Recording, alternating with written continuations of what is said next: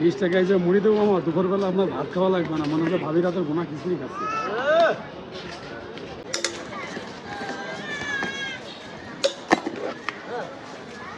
তো ওই যান গোনা রসুন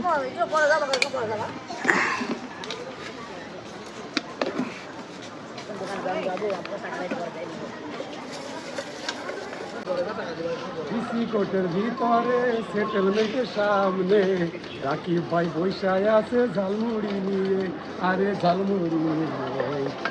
লাল মাছ দেখবো রে ভাই, লাল মাছ দেখবো রে ভাই, ঘুরা ঘুরা রে ঝালমুড়ি খাবো আমরা, সাদিয়া চোখের পানি, ঝালমুড়ি খাবো রে ভাই, সাদিয়া চোখের পানি।